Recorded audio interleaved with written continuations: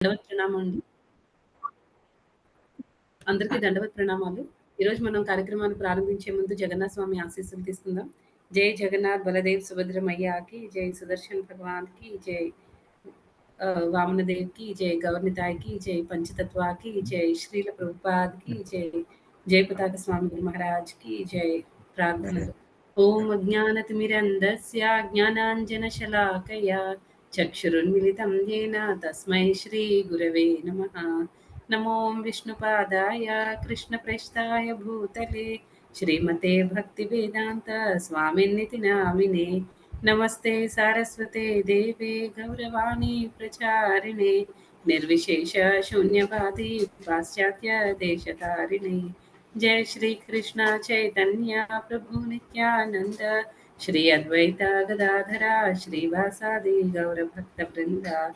हरे कृष्णा कृष्णा कृष्णा हरे हरे हरे राम राम राम हरे हरे.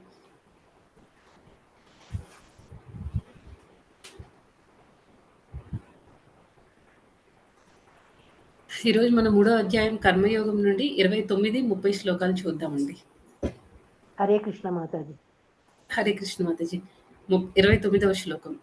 ప్రకృతేర్గుణ సమ్మూఢాః సజ్జంతే గుణకర్మసు తాన్ కృష్ణవిదో మందాన్ కృష్ణవిన్న విచాలయేత్. భావము. ప్రకృతి గుణములచే మోహపరవశులైన మూఢులు భౌతిక కర్మల యందు సంపూర్ణముగా నియుక్తులై సంగత్వము నొందుదురు. కర్త యొక్క అజ్ఞాన కారణమున ఆ కర్మలు అధమములైనను జ్ఞానవంతుడు వారిని కలవరపెట్టరాదు. ఇది 29. ఇప్పుడు 30. మయి సర్వాణి కర్మాణి సన్యస్యాధ్యాత్మచేతసా నిరాశీర్నిర్మమో భూత్వా యుధ్యస్వ విగతజ్వరః. భావము. కావున ఓ అర్జున, నన్ను గూర్చిన సంపూర్ణ జ్ఞానము కలవాడవై ఫలాపేక్ష మరియు మమత్వములను విడిచి కర్మలన్నింటినీ నాకు అర్పించి మాంద్యమును వీడి యుద్ధము చేయుము. ఈరోజు మనం ఈ 2 శ్లోకాలు అర్థం తెలుసుకుందామండి. ముందు 29వ శ్లోకం చెప్పుకునే ముందు 27, 28 శ్లోకాల్లో ఏం చెప్పారు? 27వ శ్లోకంలో ఏం చెప్పారంటే ప్రకృతేర్ గుణ సమ్మూఢ సజ్జంతే గుణకర్మసు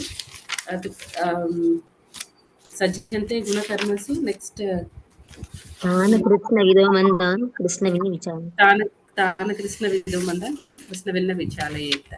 అయితే మనకి ఈ శ్లోకంలో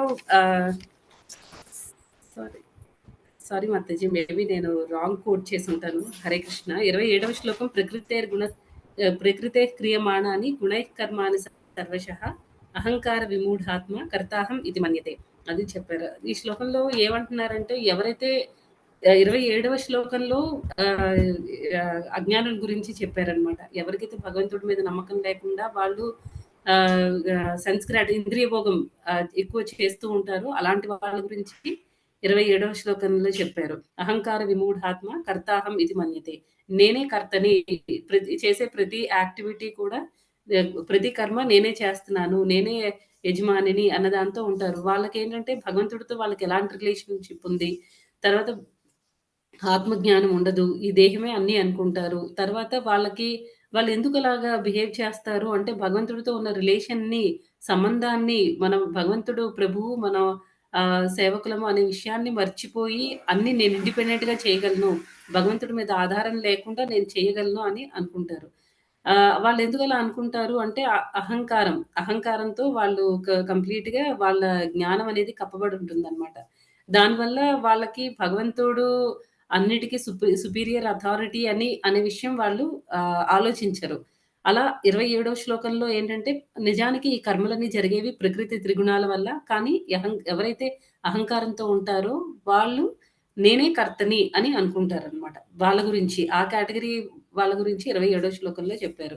28లో ఏం చెప్పారు? తత్వవిత్తు మహాబాహో గుణకర్మ విభాగశః గుణాగుణేషు వర్తంత ఇది మత్వాన సజ్జతే అని చెప్పారు. అయితే ఈ శ్లోకంలో తత్వవిత్తు ఎవరైతే జ్ఞానవంతులో అంటే భగవంతుడి గురించి తెలుసుకొని ఉంటారో అలాంటి వాళ్ళు ఏంటంటే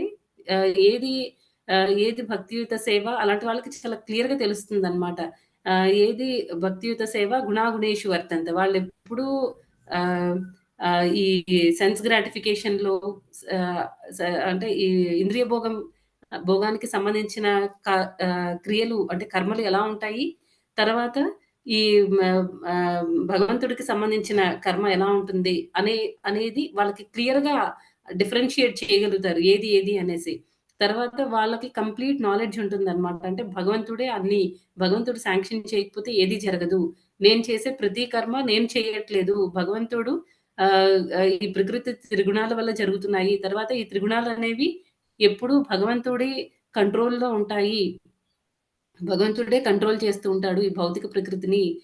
తర్వాత మనకి ఉన్న ఈ దేహము ఇవన్నీ కూడా భౌతిక ప్రకృతి నుంచి వచ్చింది. భగవంతుడే మనకి బీజ ప్రదాత. ఇవన్నీ విషయాలు వాళ్ళకి క్లారిటీ ఉంటుందనమాట. అలాంటి వాళ్ళ గురించి మనం 28వ శ్లోకంలో నేర్చుకున్నాం. తర్వాత ఈ 29వ శ్లోకంలో ఏంటంటే, ఇది 2 శ్లోకాలకి కంక్లూజన్ లాగా అనమాట. ఈ 29వ శ్లోకంలో ఏం చెప్తున్నారు?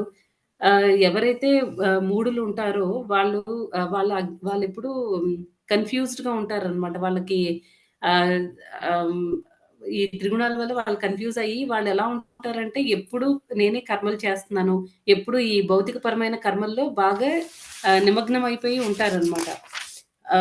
ప్రకృతేర్గుణ సమ్మూఢ సజ్జంతే గుణకర్మసు. సజ్జంతే అంటే ఎంగేజ్ అయ్యి ఉండడం. ఎలాంటి యాక్టివిటీస్‌లో ఎంగేజ్ అయ్యి ఉంటారు?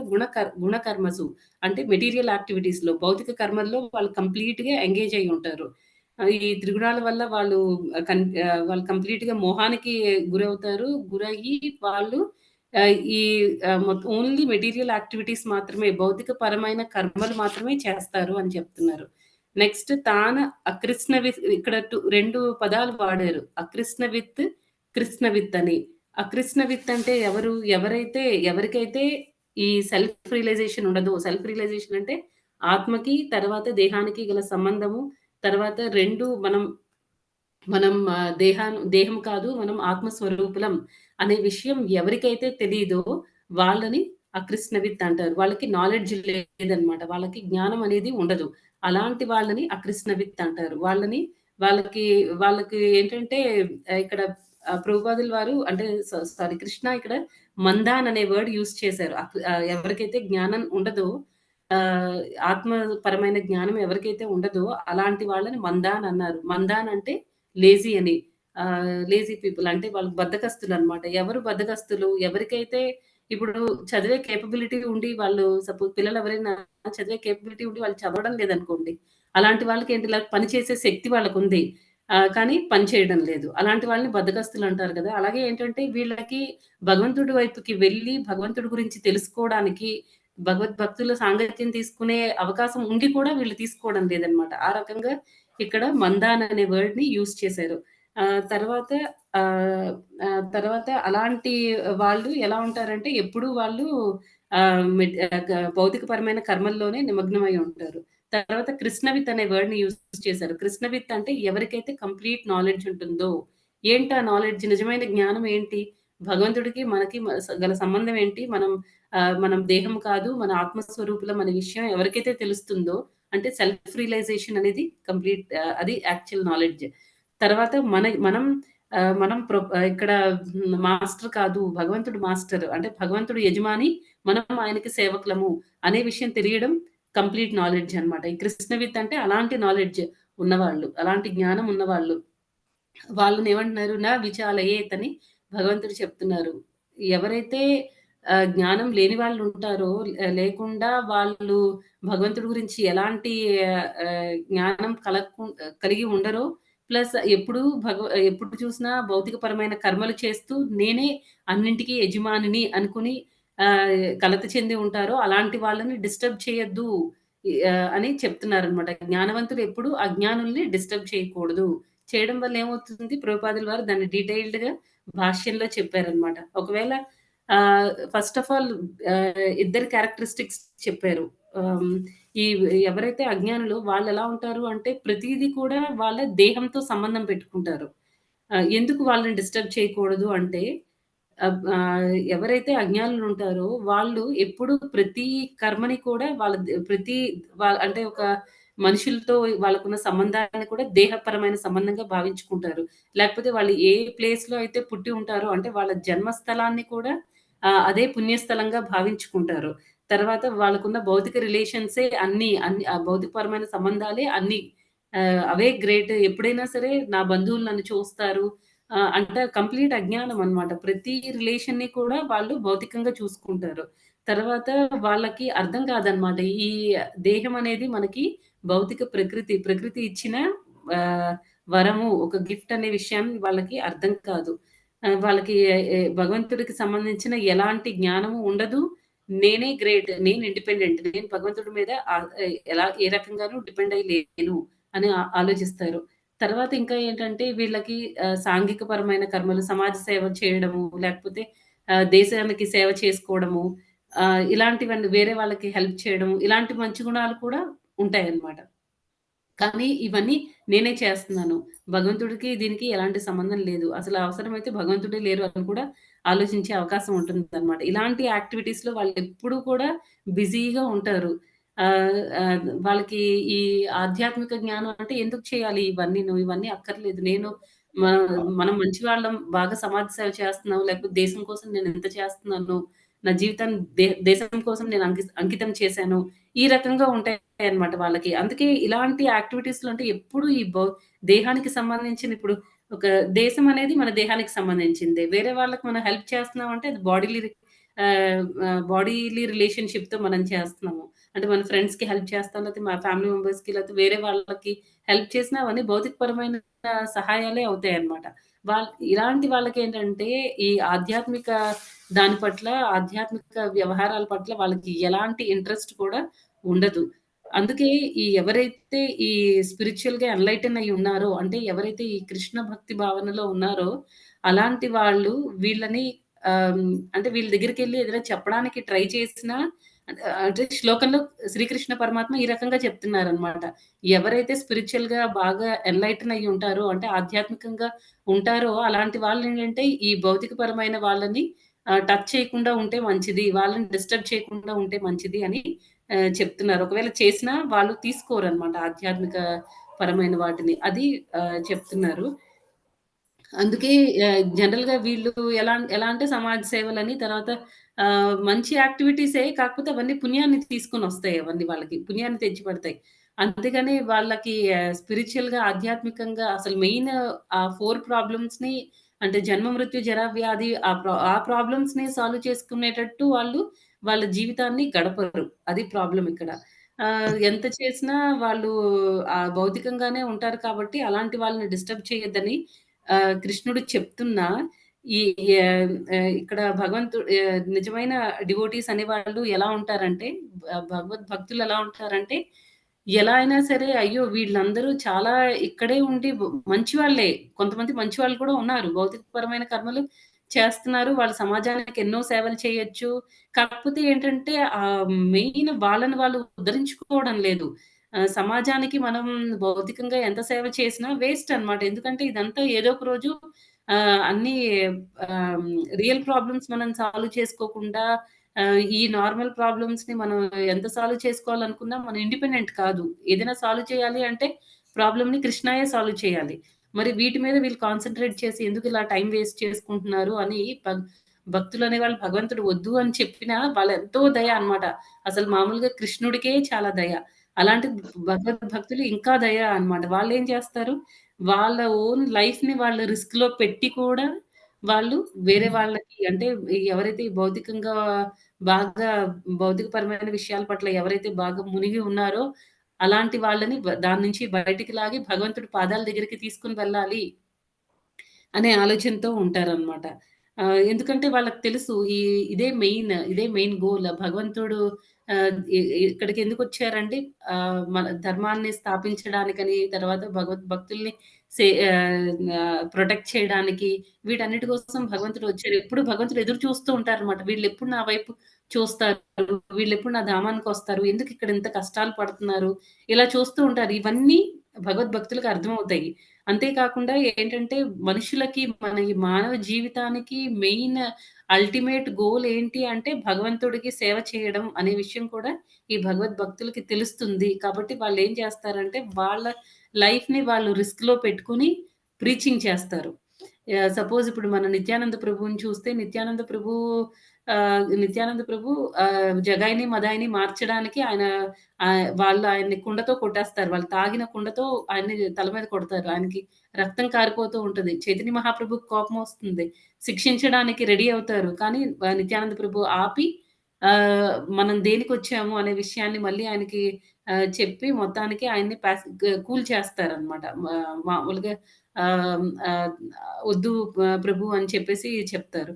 అంటే ఇక్కడ ఆయన లైఫ్‌ని రిస్క్‌లో పెట్టుకొని నిత్యానంద ప్రభు చేశారు. మరి ప్రభుపాద్ ఇండియాలో పుట్టారు. ఇక్కడ ఆయన ఇక్కడ ఉండి, ఇక్కడ ఉన్న వాళ్ళకి ఆయన ప్రీచింగ్ చేసినా ఆయనకి లైఫ్ రిస్క్ ఉంటుందేమో అని భయం ఉండదు. అదే వేరే కంట్రీస్‌కెళ్ళి చేయాల్సొచ్చిందనుకోండి, అక్కడ పరిస్థితులు ఎలా ఉంటాయో తెలీదు. ఆహ్, ఆహ్, జనాలు ఎలా రియాక్ట్ అవుతారో తెలీదు. ఇక్కడ మన వాళ్ళు మామూలుగా ఇప్పుడు కరెంట్ సిట్యుయేషన్ ఎలా ఉందండి, ఊరికే మన వాళ్ళు చదువుకోవడానికి, జాబ్‌లకని ఈ వేరే కంట్రీస్‌కి వెళ్తూ ఉంటేనే చాలా మందిని చంపేస్తున్నారు.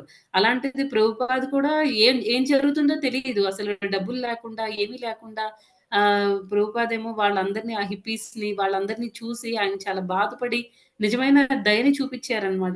డివోటీస్ అంటే అలా ఉంటారనమాట. వాళ్ళ ఓన్ లైఫ్‌ని కూడా వాళ్ళు లెక్క చేయకుండా వాళ్ళ కంఫర్ట్స్ అన్నిటిని వాళ్ళు వదులుకొని, వాళ్ళ కంఫర్ట్ జోన్ నుంచి వాళ్ళు బయటకొచ్చి భగవంతుడికి సేవ చేయాలి. అంటే వీళ్ళందరిని ఎవరైతే ఇక్కడంతా బాధపడుతున్నారో వాళ్ళందరినీ ఉద్ధరించాలి. ఈ భౌతిక ప్రపంచం అనేది దుఃఖాలయం. ఇక్కడ ఇప్పుడు ఎవ్వరు హ్యాపీగా ఉండరు. కానీ జనాలందరూ అజ్ఞానంలో ఉన్నారు ప్రజలందరూ.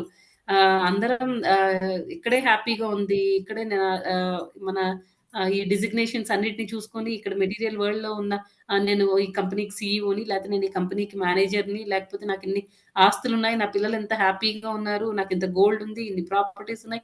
ఇవన్నిటిని చూసుకొని మనం హ్యాపీగా ఫీల్ అయిపోతున్నాం. కానీ ఆ సఫరింగ్స్ అనేవి ఎప్పుడూ ఉంటాయన్నమాట. ఈ సఫరింగ్స్ అన్నీ ఎప్పుడూ ఉన్నాయి. అవి మనం గుర్తించుకోలేకపోతున్నాం. అందుకే ఆచార్యులేమో వాళ్ళు దయతో మన దగ్గరికొచ్చి మనకి ఇవన్నీ ఈ జ్ఞానాన్ని ఇస్తున్నారనమాట. ఇది కాదు నిజమైన సంతోషం, ఇది కాదు. అక్కడికెళ్తే అది నిజమైన సంతోషం. కృష్ణుడి సేవలో మనకి నిజమైన సంతోషం దొరుకుతుంది అనే విషయాలు చెప్తున్నారు. అయితే ఇక్కడ ఇంకా జీసస్ విషయంలో కూడా ఇలాగే అంటే జీసస్ విషయంలో ఏం జరిగిందంటే ఆయన కూడా ప్రభుపాద రీసెంట్‌గానే ఒక కోట్ చదివాను. దానిలో ప్రభుపాద ఏం చెప్తున్నారంటే జీసస్ కూడా స్పిరిచ్యువల్ మాస్టర్ అన్నమాట. ఆయన ఆధ్యాత్మిక గురువు. ఆయన కూడా అంతే. ఆయన్ని అభక్తులందరూ కలిసి ఏం చేశారంటే లాస్ట్‌లో ఆయన కృష్ణ చైతన్యాన్ని అంటే ఈ భగవంతుడు గురించి ఆయన స్ప్రెడ్ చేయడానికి వచ్చారు జీసస్. కానీ ఏమైంది ఆయన్ని లాస్ట్‌లో చంపడం అనేది జరిగిందన్నమాట. అంటే వాళ్ళ ప్రాణాల్ని కూడా వాళ్ళు వదిలేస్తారు. భగవంతుడికి సంబంధించిన జ్ఞానాన్ని అందరికీ ఇవ్వడానికి, తర్వాత ఈ మానవ జీవితానికి అంతిమ లక్ష్యం ఏంటి అనేది తెలియజేయడానికి. అయితే ఇక్కడ మనం అంటే వీళ్ళందరూ ఎవరైతే భగవంతుడి సేవ కోసం వాళ్ళ లైఫ్‌ని రిస్క్ చేసి ఇలాగ ప్రచారం చేస్తున్నారో కృష్ణ చైతన్యాన్ని, వీళ్ళందరినీ భజనానంది అంటారనమాట. గోష్ఠ్యానంది అంటారు. సారీ. ఈ గోష్ఠ్యానందులు అంటే వీళ్ళు ప్రీచింగ్‌కి ఎక్కువ ఇంపార్టెన్స్ ఇస్తారు. అందరిని నాన్ డివోటీస్‌ని కూడా డివోటీస్‌గా మార్చడానికి ట్రై చేస్తారు. నెక్స్ట్ కేటగరీ ఏంటి అంటే భజనానంది అన్నమాట. ఈ భజనానంది అనే వాళ్ళు ఎలా ఉంటారంటే వాళ్ళ ఓన్ ఏమంటారు వాళ్ళ భక్తిని వాళ్ళు ఇంకా ఎలా ఇంప్రూవ్ చేసుకోవాలి అని వాళ్ళెవరికీ ప్రీచింగ్ అనేది చేయరు. జస్ట్ సందర్భం వచ్చింది కాబట్టి ఈ పాయింట్ చెప్తున్నాను. నెక్స్ట్ ఇంకొకటి ఏంటి అంటే చైతన్య మహాప్రభు ఏం చెప్పారండి? యారే దేఖో తారే కృష్ణ ఉపదేశ్ అని చెప్పారు. ఎవరు కనిపిస్తే వాళ్ళకి కృష్ణుడి కృష్ణుడికి సంబంధించిన జ్ఞానాన్ని ఇవ్వాలి. కృష్ణుడి గురించి మాట్లాడాలి వాళ్ళతో అని చెప్తున్నారు. వీళ్ళందరూ చాలా గొప్పవాళ్ళనమాట. ఈవెన్ జయపతాక స్వామి గురు మహారాజ్ ఆయన కూడా అలాగే అంటారు. కనీసం ప్రతిరోజు కనీసం మనం ఇద్దరికైనా సరే ఈ కృష్ణుడికి సంబంధించిన వాటి గురించి మాట్లాడాలి అని చెప్తున్నారనమాట. అంటే మన ఇంటికి ఒక గ్యాస్ సిలిండర్ వాడొచ్చినా, లేకపోతే ఒక పేపర్ వేసేవాడొచ్చినా, వాళ్ళకి కూడా ఎవ్వరు కనిపిస్తే వాళ్ళకి మనం భగవంతుడి గురించి చెప్పాలి అని జయపతాక స్వామి గురు మహారాజ్ కూడా చెప్తున్నారనమాట. నెక్స్ట్ ఇంకా ఏంటంటే ఆహ్, ఒక్కొక్కసారి ఇంకొక ఇంపార్టెంట్ విషయం ఏంటి అంటే, మనం ఈ భక్తిలో ప్రచారం చేసేటప్పుడు మనం సక్సెస్‌ఫుల్ కాకపోవచ్చు. ఎందుకంటే ఈ వేరే వాళ్ళకి భక్తి ఇవ్వడం అనేది మన చేతుల్లో లేదు. జస్ట్ మనం ఒక ఇన్‌స్ట్రుమెంట్ లాంటి వాళ్ళం అంతే. భగవంతుడి చేతిలో మనం ఒక ఇన్‌స్ట్రుమెంట్ లాంటి వాళ్ళం. భగవంతుడే మన మన నోటి నుంచి ఆ టైంకి మనం ఏం మాట్లాడితే అవతల వాళ్ళు భక్తిలోకొస్తారు అనేది ఆయనే మనకి ఆ బుద్ధిని ప్రసాదిస్తారు.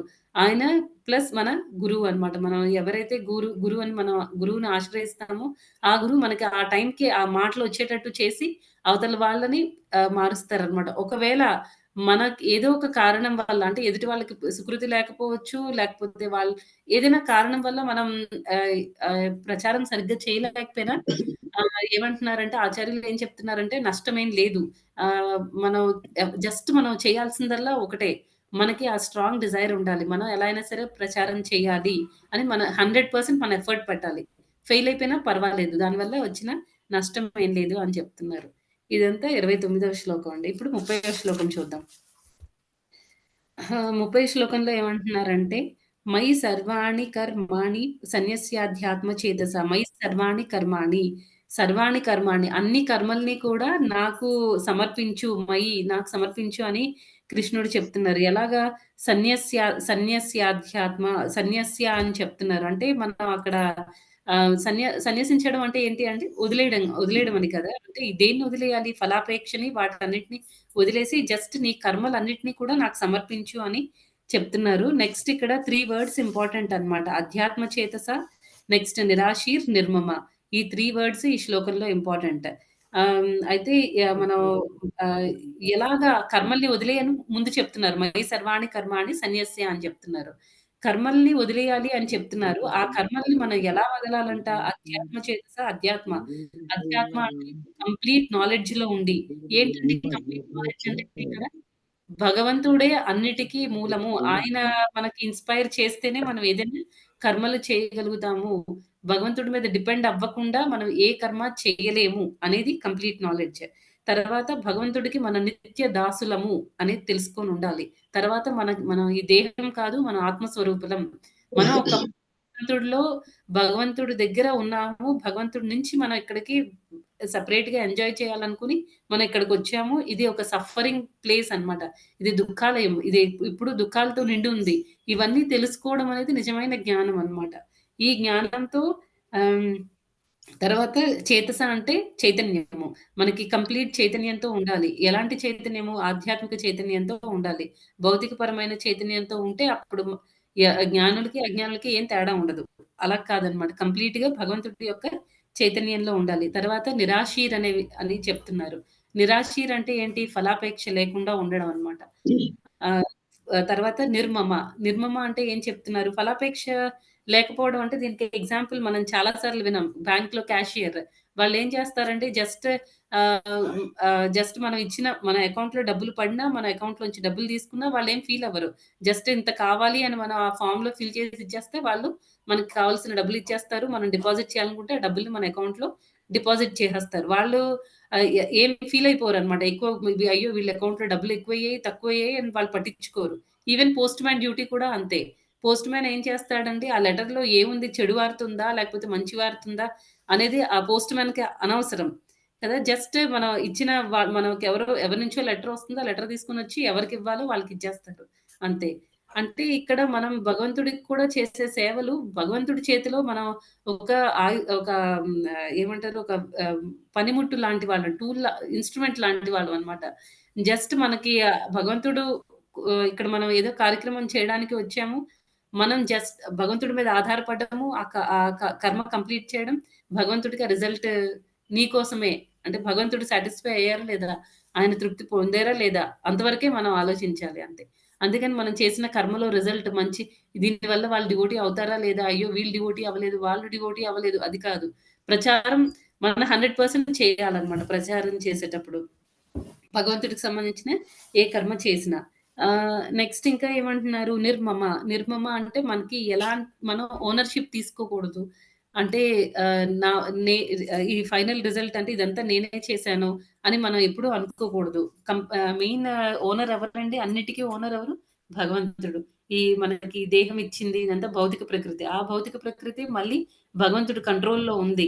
ఈ 3 మోడ్స్ త్రిగుణాలు కూడా భగవంతుడి కంట్రోల్‌లో ఉన్నాయి. వీటన్నిటికి ఆహ్, ఆహ్, వీటన్నిటితో నేను అంటే ఈ త్రిగుణాలకి సంబంధించి నేను అన్ని కర్మలు చేస్తున్నాను. దాని రిజల్ట్ కూడా మనం ఎలాగా ఏ విధంగానూ ఆశించకుండా భగవంతుడి మీద ఆధారపడాలి అనే విషయాన్ని చెప్తున్నారు. నెక్స్ట్ ఇంకా ఏంటంటే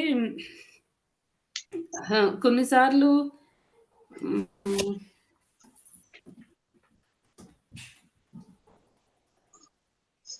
and if there is any reluctance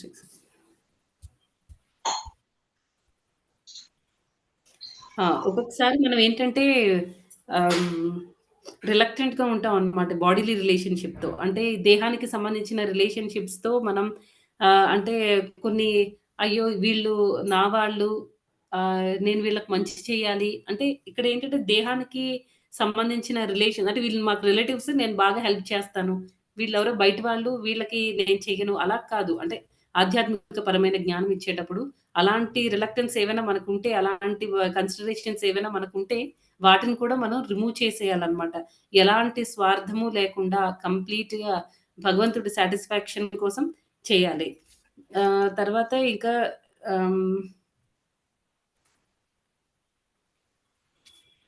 ఆహ్, ఎవరైతే ఈ భక్తి భావనలో ఉండి, కృష్ణ చైతన్య మార్గంలో ఉండి, వాళ్ళ కర్మలన్నిటిని చేస్తారో, అలాంటి వాళ్ళకి ముక్తి అనేది బానిస అని చెప్తున్నారనమాట. అది కూడా ప్రభుపాదుల వారు భాష్యంలో ఇవన్నీ పాయింట్స్ చెప్పారనమాట. నెక్స్ట్ అయితే ఈ శ్లోకంలో ఓవరాల్‌గా ఏమంటున్నారంటే, మనం ఈ ఏ కర్మలైతే మనం చేస్తున్నామో, ఆ కర్మలన్నీ కూడా మనం ఫుల్ నాలెడ్జ్‌తో చెయ్యాలి. తర్వాత ఆ కర్మల్ని ఫలాపేక్ష లేకుండా చేయాలి. తర్వాత మనం ఎలాంటి ఓనర్‌షిప్ తీసుకోకూడదు. జస్ట్ మనం కృష్ణుడి సాటిస్ఫాక్షన్ కోసము తర్వాత ఇక్కడ ఎలా అయితే మంచి ఆచార్యులు వాళ్ళందరూ వాళ్ళ లైఫ్‌ని మనకి ఎగ్జాంపుల్‌గా చూపిచ్చారో, వాటిని మన ఎగ్జాంపుల్‌గా తీసుకొని మనం ఈ కృష్ణ భక్తి అనే దాన్ని ప్రచారం చేయాలి అనే విషయాన్ని చెప్తున్నారనమాట. అంటే 29థ్ శ్లోకం వరకు మనకి ఈ నిష్కామ కర్మ వాటి గురించి చెప్పారు. ఈ 30థ్ శ్లోకాలో ఏంటంటే ఇంక భక్తి అనే దాని గురించి స్టార్ట్ చేశారనమాట. అది. ఇవండి ఈరోజు 29, 30 శ్లోకాలు. ఎవరికైనా ఏమైనా ప్రశ్నలుంటే అడగండి.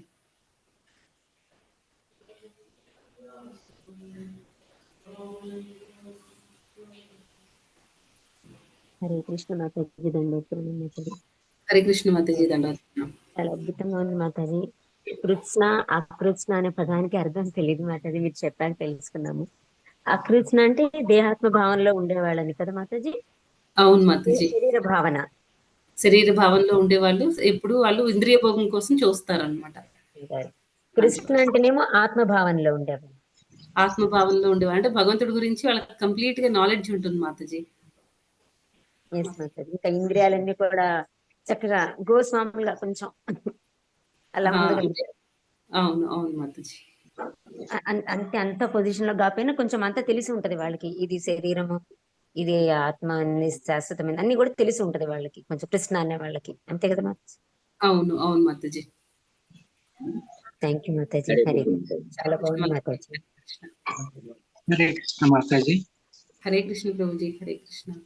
29వ శ్లోకము 29. సామాన్యంగా ఈ లౌకికమైనటువంటి కర్మలు చేసేవాళ్ళు, వాళ్ళు మేమే దీనికి కారణం అనుకునేవాళ్ళు, వాళ్ళు చేస్తున్నటువంటి సామాజిక సేవలు గాని, సామాజిక కార్యక్రమాలు గాని, చేసేటువంటి మనసు కలవారిని కలత పెట్టొద్దు అని భగవంతుడు చెప్తున్నాడు కదా. అది ఆ కలత పెట్టొద్దు అనే విషయాన్ని మనం ఎలా గమనించి వాళ్ళకి మనం ఈ కృష్ణ చైతన్యాన్ని ఇయ్యాలి? ప్రభుజీ ఒకవేళ వాళ్ళు ఏవైనా సోషల్ వెల్‌ఫేర్ యాక్టివిటీస్‌లో ఉన్నారనుకోండి. అంటే వాళ్ళు సోషల్ వెల్‌ఫేర్ యాక్టివిటీస్‌లో ఉన్నారు అంటే దాని అర్థం ఏంటి? ఎంతో కొంత వాళ్ళు మంచి మార్గంలో ఉన్నట్టే. ఇప్పుడు మంచి ఆ! కదా ప్రభుజీ. అందుకే ఇప్పుడు సమాజ సేవ వాళ్ళు ఉంటారు కదా ప్రభుజీ. వాళ్ళని మనం ఎలాగా మనకు తెలుస్తుంది కదా ప్రభుజీ. వాళ్ళు సమాజ సేవకి ఎక్కువ ఇంపార్టెన్స్ ఇస్తున్నారు. కొన్ని సంవత్సరాల క్రితం ఏమైందంటే ప్రభుజీ కావేరీ వాటర్ ప్రాబ్లమ్ ఏదో స్టార్ట్ అయితే అప్పుడు అందరూ ఏదో సంథింగ్ ఏదో అందరూ కలిసి ఒక పర్టిక్యులర్ ప్లేస్‌లో అందరూ గ్యాదర్ అయ్యి ఇంకా ఆహ్, ఏవో స్లోగన్స్ చెప్పుకుంటూ అంటే మనం ఫైట్ చేయాలి ఆ కావేరీ వాటర్ కోసం అని అలాంటివన్నీ వచ్చాయి ప్రభుజీ. అదేంటి అదంతా నిజంగా అనవసరం కదా ప్రభుజీ. Time waste process. కృష్ణుడు ఏం చెప్తున్నారు అంటే ఇవన్నీ మనం చేయకపోయినా సోషల్ వెల్ఫేర్ అని యాక్టివిటీస్ అన్నీ చేయకపోయినా మనం కృష్ణ భక్తి భావనలో ఉంటే ఆటోమేటిక్‌గా మనకి ఏ స్కేర్సిటీ అయితే ఉందో, ఏ ప్రాబ్లమ్స్ అయితే మనకి ఇప్పుడు వాటర్ ప్రాబ్లమ్ ఉందనుకోండి. కృష్ణుడు టైంకి మనకి ఆ వాటర్ సప్లై అంతా కృష్ణ చూసుకుంటాడు. కదా! ఇప్పుడు అంటే వాళ్ళు అలాంటి యాక్టివిటీస్ చేసేటప్పుడు మనం ఆహ్, స్లోగా వస్తారు ప్రభుజీ అలాంటి వాళ్ళు. కొంతమంది ఆ టైంలో ఏమైందంటే మా కాంగ్రిగేషన్‌లో ఉన్న కొంతమంది డివోటీస్ వాళ్ళేమో మేము ఇదంతా చేస్తున్నాము. మా గ్రూప్‌లో మీరు కూడా జాయిన్ అవ్వండి. డివోటీస్ కూడా జాయిన్ అవ్వండి. రండి వెళ్దాం అని పిలిచారు. చాలా మంది డివోటీస్ రిజెక్ట్ చేసేసారనమాట. ఆహ్, అంటే డైరెక్ట్‌గా కాదు. మేము అలాంటి వాటిలో ఇన్వాల్వ్ అవ్వలేం సారీ అని పొలైట్‌గా చెప్పి పక్కకి తప్పుకున్నారనమాట. కానీ ఏమైంది వాళ్ళది అఫెన్స్ లాగా తీసుకున్నారు. వాళ్ళు చాలా బాధపడిపోయి ఇంక అక్కడి నుంచి క్లాసులకి రావడం మానేశారనమాట. అంటే అలా కూడా ఉంటుంది. అయితే ఇక్కడ నేను చెప్పాలనుకుంటున్న పాయింట్ ఏంటంటే ప్రభుజీ అంటే మనం కొన్ని సార్లు వాళ్ళ దారిలోకి వెళ్ళి వాళ్ళని అంటే అలాని మన చైతన్యాన్ని మనం వదులుకోకూడదు. కొంచెం ట్రై చేయాలి. ఒకవేళ వాళ్ళు కంప్లీట్ కొంతమంది ఉంటారు. మనం ఎంత చెప్పినా ఇంక వాళ్ళు వినరనమాట. అదే అలాంటి వాళ్ళ దగ్గర అలాంటి వాళ్ళని మనం డిస్టర్బ్ చేయకుండా పక్కకి తప్పుకుంటే మంచిది. బట్ వాళ్ళ కోసం మనం ప్రే చేయొచ్చు. సో, ఈరోజు కాకపోయినా ఇంకెప్పుడైనా వాళ్ళు రావచ్చు. ఒకవేళ వాళ్ళు కొంచెమైనా కృష్ణ కాన్షియస్‌నెస్‌కి ఫేవరబుల్‌గా ఉన్నారనుకోండి, అప్పుడు మనం స్లోగా భగవంతుడు భగవద్గీతలో చెప్పిన జ్ఞానాన్ని వాళ్ళకివ్వడం వల్ల ఏమవుతుందంటే వాళ్ళు కన్విన్స్ అయ్యే ఛాన్సెస్ ఉంటాయి. ఆళ్ళంత స్టబర్న్‌గా లేకపోతే. అప్పుడు మనం చెప్పినా ఓకే. కృష్ణుడు అన్నిటికి సప్లయర్. ఆయన అన్నిటిని మనకి ఏది అయితే తక్కువ లోటు ఉందో అనన్యాస్ చింతయంతో మా శ్లోకంలో గూడా అదే చెప్పారు కదా ప్రభుజీ. ఏదైనా నా భక్తులకి ఏదైతే ఉండదో అది నేనిస్తాను. ఉన్నదాన్ని ప్రిజర్వ్ చేసి ఉంచుతాను. ప్రొటెక్ట్ చేస్తాను అని చెప్తారు. కదా! అలాగే అన్నమాట. ఇవన్నీ మనం వాళ్ళకి ఎగ్జాంపుల్‌గా ఇవ్వచ్చు. కృష్ణయే అన్నిటికి మూలము. ఆయన ఇవ్వాలి అనుకుంటే ఈ కావేరి ప్రాబ్లము, తర్వాత కోవిడ్ ప్రాబ్లము అన్నీ కృష్ణ సాల్వ్ చేసేస్తారు. ఆయనకి నథింగ్ అవన్నీ. ఆ విషయాన్ని వాళ్ళకి స్లోగా చెప్పొచ్చు ప్రభుజీ. మంచి డివోటీస్ అసోసియేషన్‌లోకొచ్చారనుకోండి. హరే కృష్ణ లైక్ మాతాజీ. అది ఎప్పుడైనా ఎప్పుడైనా ఎవరైనా మన ఆహ్, వీళ్ళున్నారు కదా ప్రభుజీ రాధానాథ్ స్వామి మహారాజ్, జయప్రకాష్ స్వామి గురు మహారాజ్ వాళ్ళెవరైనా వచ్చినప్పుడు వీళ్ళని తీసుకొనెళ్లారనుకోండి. వాళ్ళ సాంగత్యం వల్ల, వాళ్ళ ప్యూరిటీ వల్ల, వాళ్ళ మాటల్లో ఏదైనా ఇన్‌స్పిరేషన్ వీళ్ళకి దొరకొచ్చు. ఆ రకంగా చేంజ్ అవ్వచ్చు ప్రభుజీ.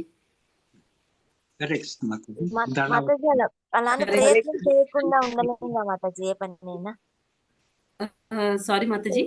మరి ఇప్పుడు కావేరీ వాటర్ కోసం అలా చేశారు మాతాజీ. అలా చెయ్యాలి కదా! మరి అది చెయ్యకపోతే ఇంకా లేట్ అయిపోవడము, లేకపోతే అది వాళ్ళకి దక్కకపోవడం జరగడము, ఇలా జరుగుతది కదా మాతాజీ. అయన్నీ చెయ్యాలి కదా మరి. అంటే వీళ్ళు మాతాజీ సపోర్ట్ అంటే చేయకపోయినా చేసే వాళ్ళని చెయ్యనివ్వాలి. తర్వాత వాళ్ళు డివోటీస్‌గా మారే టైంలో వాళ్ళే మారతారు అనేది మన కాన్సెప్ట్ అయి ఉండాలనేసి నా అభిప్రాయం మాతాజీ. అంతే మాతాజీ. అంటే 100% చేయకూడదని కాదు. కానీ అది అది మనకి మెయిన్ అవ్వకూడదు మాతాజీ అది. నేను అది చెప్పేది. ఓకే మాతాజీ. కానీ హ్మ్. అలా అంటే మరి ఎవ్వరు ఏ పని దేనికి ఇట్లా ట్రై చేయకుండా దానికదే అయిపోతది అనేది మనం ఉండకూడదు కదా మాతాజీ. అంటే దానికి అదే మాతాజీ అయిపోతుందని ఉండకూడదు మాతాజీ. కానీ ఇలాంటి సోషల్ వెల్‌ఫేర్ యాక్టివిటీస్ అవన్నిట్లో మనం మరీ మునిగిపోకూడదు మాతాజీ. ఎంతవరకు ఓకే మాతాజీ. చేయాలో అది ఓకే. అంతవరకు అంతే. హ్మ్. మాతాజీ హరే కృష్ణ ఇప్పుడు ఇట్లాంటి సోషల్ వెల్ఫేర్ వర్క్స్ అయినా అవి కూడా అవి ఇప్పుడు కొంచెం కాన్షియస్ కలిపితే గనక అది ఆ ఫీల్డ్ తో చేసినట్టు అవుతుంది కదా మాతాజీ. ఇప్పుడు సమాజ సేవలు అనేవి ఇప్పుడు జనాల్ని అది కూడా తప్పదు కదా మాతాజీ. ఇప్పుడు అవన్నీ కూడా కొంచెం దాంట్లో ఎవరైనా డివోటీస్ ఉంటే గనక వాళ్ళు కొంచెం హ్మ్. దాన్ని ఆ మార్గంలోకి తీసుకొచ్చి ఇప్పుడు ఒక కాలంలో రాజర్షులు ఉన్నారు మాతాజీ. రాజులంతా కూడా వాళ్ళు భక్తి భావంతోనే చేశారు కదా మాతాజీ. అలా ఇప్పుడు వీళ్ళలో కూడా ఎవరైనా ఉంటే గనక వాళ్ళు ఆ మార్గంలోకి కొంచెం కృష్ణ మీరు ఇందా చెప్పారు కదా నామాన్ని పలుకుంటూ చేశారు అలా చేసినా అది కృష్ణ భక్తి భావనను చేసినట్టు అవుతుంది కదా మాతాజీ. మాతాజీ ఏంటంటే ఇక్కడ పాయింట్ ఈవెన్ ప్రభుపాద్ కూడా చెప్తారు. పొలిటికల్ లీడర్స్ అందరూ కూడా వాళ్ళందరూ ఈ కృష్ణ భక్తిలో ఉన్నారనుకోండి ఆటోమేటిక్‌గా ఇంకా ప్రాబ్లమ్స్ అన్ని సాల్వ్ అయిపోతాయి మాతాజీ. ఇంకేం లేదింకా. ఇది కావేరీ ఇష్యూస్ అవి ఇవి ఉండవు. నీ స్టేట్, నా స్టేట్, నీ వాటర్, నా వాటర్ అని అసల ఆ కాన్సెప్టే రాదింకా. ప్రాబ్లమ్స్ అన్నీ సాల్వ్ అయిపోతాయి. అందుకే ఎప్పుడూ కింగ్ అంటే లీడర్ పొజిషన్‌లో ఉండేవాళ్ళెప్పుడూ చాలా డివోషనల్‌గా ఉండాలి అని ప్రభుపాదులు వారు చెప్తున్నారు. ఆహ్, నెక్స్ట్ ఇంకా సోషల్ వెల్‌ఫేర్ యాక్టివిటీస్‌ని మనం కృష్ణ కాన్షియస్ వేలో అంటే ఇప్పుడు అన్నదానాలు అవి చేస్తూ ఉంటారు. ఊరికే అన్నం పెట్టే బదులు, నార్మల్ అన్నం పెట్టే బదులు ప్రసాదం డిస్ట్రిబ్యూట్ చేయొచ్చు. చాలా మంది డివోటీస్ ఇప్పుడు టెంపుల్‌కి అక్కడికి వెళ్ళే దారి చాలా మందిని చూసాను. డివోటీస్ డబ్బులు ఇప్పుడు ముష్టి వాళ్ళు వస్తూ ఉంటారు కదా మాతాజీ! వాళ్ళందరికీ డబ్బులు ఇచ్చే బదులు ప్రసాదం ప్యాక్ ఇంటి దగ్గర నుంచి ప్రసాదం ప్యాక్ చేసుకొని తీసుకొనెళ్ళి వాళ్ళకి ఇస్తూ ఉంటారు. అలాంటివి చేయొచ్చు మాతాజీ. ఆహ్, ఎస్ మాతాజీ, మీరు అన్నట్టు ప్రతి ఒక్కళ్ళు కూడా మాక్సిమం డివోటీస్ అయితే కనుక మొత్తం కూడా ఆ ఫీల్ తో చేయగలుగుతారు. మళ్ళీ మీరు అన్నట్టుగా మాతాజీ కొంతమంది మార్గానికి రావడానికి మొగ్గు చూపరు. అలాంటి వాళ్ళని వదిలిపెట్టడమే కరెక్ట్ మాతాజీ. ఎస్ మాతాజీ. హరే కృష్ణ. హరే హరే కృష్ణ కృష్ణ మాతాజీ. హరే నేను కృష్ణ ఒక పాయింట్ యాడ్ చేయొచ్చా మాతాజీ? చెప్పండి మాతాజీ. ఇప్పుడు మాది కూడా ఇట్లా సోషల్ వెల్ఫేర్ కమిటీ లాగా ఉంది మాతాజీ. నేను కృష్ణ కాన్షియస్ లో వెళ్ళిన తర్వాత నేను అన్నాను, ఇంత ఫండ్ మనము ఇలా ఇస్కాన్ కి ఇద్దాము అని. వాళ్ళు ఒకటే మాట అన్నారు, ఇస్కాన్ దగ్గర చాలా డబ్బులు ఉన్నాయి అనేసి.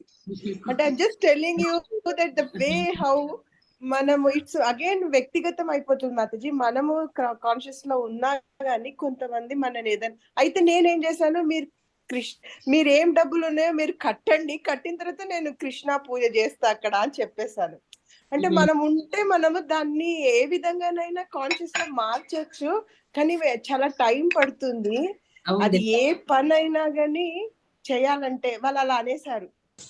అందుకనే it's everywhere there is limitations ఉంటాయి. కాకపోతే భక్తులుగా మారవడానికి ఇది ఒక ప్లాట్ఫామ్ గా మనం యూజ్ చేసుకోవచ్చు.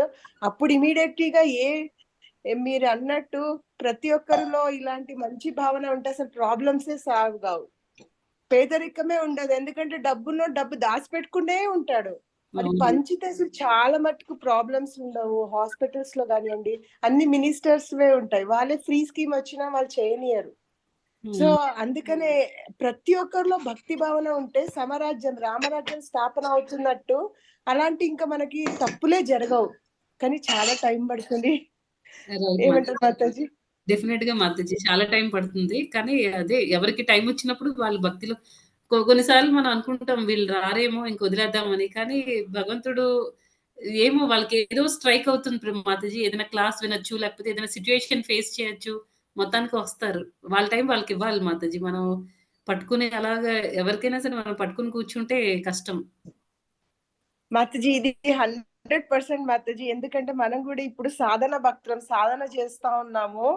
ఎట్టి పరిస్థితుల్లో కూడా ఒకరిని ఇది నేను అలా అనుకుంటాను మాతాజీ. ఎవరైతే హరే కృష్ణ జపం ఒక్కసారి చేశారో ఇంకంతే, వాళ్ళు తప్పకుండా మనకు వస్తారు. కానీ ఓపిక ఉండాలా, తక్షణం తిరస్కరించకూడదు. తక్షణం దేవుణ్ణి ఇంకా నేను అనుకుంటాను, ఇంకా వాళ్ళకి ఇంకా కొంచెం నాలెడ్జ్ ఇవ్వండి అనడం తప్ప ఏ కోశాన కూడా ఎవరిని తప్పుగా చూడొద్దు అని నేను అనుకుంటాను మాతాజీ. హరే కృష్ణ. రైట్ మాతాజీ. కరెక్ట్. అది కరెక్ట్ మాతాజీ. ఎందుకంటే మనం ఈ రోజు ఇక్కడ ఉండొచ్చు. మనకంటే చాలా వెనక ఉండొచ్చు మాతాజీ ఎవరైనా. ఏమో వాళ్ళే ఫస్ట్ మనకంటే భగవద్ధామానికి వెళ్ళిపోతారేమో. Pure devotees అయిపోతారేమో. అందుకే మీరు చెప్పింది కరెక్ట్ మాతాజీ. ఎవరిని తక్కువ చేసి చూడకూడదు. యెస్ మాతాజీ. హరే కృష్ణ మాతాజీ. దండవత్ ప్రణామం మాతాజీ. హరే కృష్ణ మాతాజీ. దండవత్ ప్రణామం.